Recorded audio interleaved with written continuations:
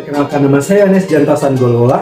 Saya dari program studi S1 Manajemen Fakultas Ekonomi dan Bisnis.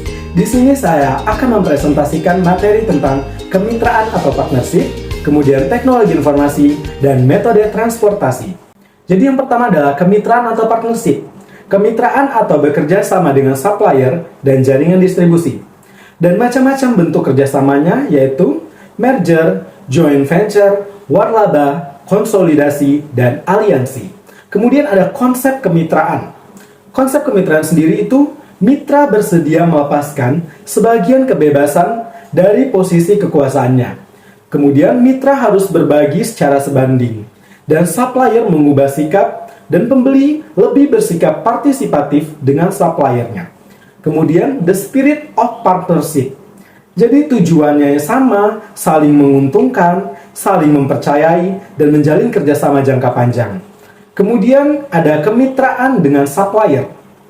Perlu supplier relationship management atau SRM, kemudian pendekatan sistematif, dan tujuan SRM sendiri adalah proses SRM mengembangkan dan mengeksekusi strategi supplier. Masuk ke materi yang kedua yaitu teknologi informasi. Untuk mengembangkan konsep SCM dalam perusahaan tidak dapat dipisahkan dari perkembangan teknologi masa kini. Untuk mengumpulkan informasi setiap produk dari produksi sampai titik pengiriman atau pembelian dan menyediakan visibilitas yang lengkap. Kemudian perspektif teknisnya, fungsi penciptaannya dan fungsi penyebarannya. Kemudian ada jenis teknologi informasi dalam SCM, melengkapi jaringan internet, dan externet. Jadi yang pertama adalah Supply Chain Management atau ESCM. Kemudian ada Customer Relationship Management atau ECRM. Kemudian selanjutnya ada aspek pemeliharaan teknologi yang harus diperhatikan.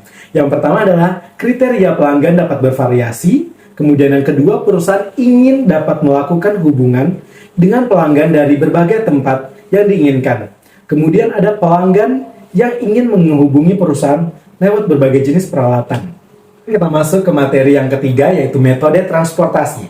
Metode transportasi adalah suatu metode yang digunakan untuk mengatur distribusi dari sumber-sumber yang menyediakan produk yang sama ke tempat-tempat yang membutuhkan secara optimal dengan biaya yang termurah.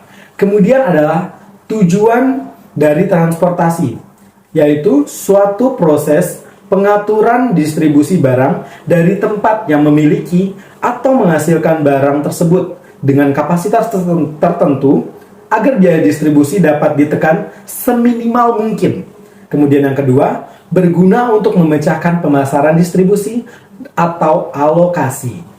Penggunaannya yaitu terdapat sejumlah sumber dan tujuan tertentu. Kemudian, kuantitas komoditi atau barang yang didistribusikan dari setiap sumber dan diminta oleh setiap tujuan besarnya tertentu. Kemudian komoditi yang dikirim atau diangkut dari suatu sumber ke suatu tujuan besarnya sesuai dengan permintaan atau kapasitas sumber.